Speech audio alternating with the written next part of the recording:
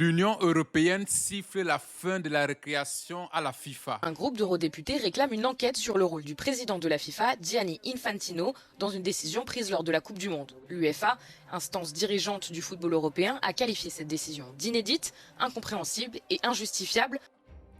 Mesdames et messieurs, après les scandales à répétition à la FIFA, les députés européens ont décidé de se saisir du dossier de la FIFA. Dans le viseur, le président même de la FIFA, qui devra répondre aux multiples scandales qui sont en train d'émailler la FIFA. Les 27 fédérations de l'Union européenne ne vont pas garder le silence. Mais paradoxalement, mesdames et messieurs, comme toujours, l'Afrique est derrière. Pas un mot, silence complet. L'Afrique a combien? 53 ou 54 fédérations. Et malgré tous ces scandales, et l'Afrique qui se fait systématiquement balayer au deuxième ou au premier ou au deuxième tour, je ne sais pas quoi, ils sont tous silencieux. Et tout ce qu'on a vu hier sur le match Argentine-Égypte, tout est resté silencieux comme d'habitude. Entre-temps, ils attendront que le signal vienne de l'Europe, de l'Amérique, pour commencer à faire des sorties médiatiques. Mais c'est une honte pour l'Afrique, mesdames et messieurs. Alors là, la FIFA est dans des sales draps, à sa tête M.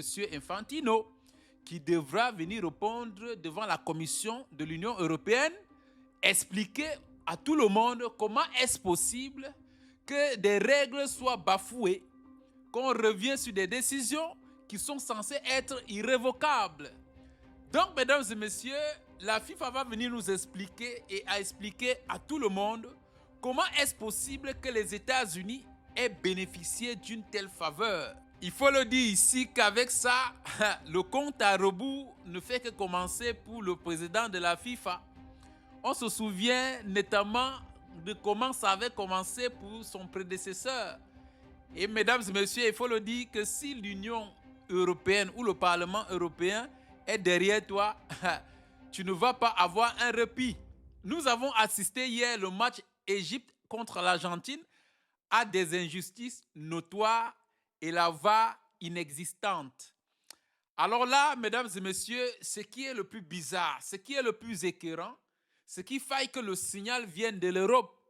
Comme toujours, l'Afrique, comme on nous a toujours dit, l'Afrique toujours derrière. Mesdames et messieurs, avec des scandales qui ne font que se multiplier, de deux choses. Soit la FIFA va être balayée, soit les têtes vont tomber. Et la première sera notamment celle du président de la FIFA, qui avait été parmi ceux qui avaient balayé Sepp Blatter et qui était censé être un modèle d'éthique, d'impartialité et de fair play. Il va sans dire que face à la puissance américaine et aux influences économiques, il est difficile de résister.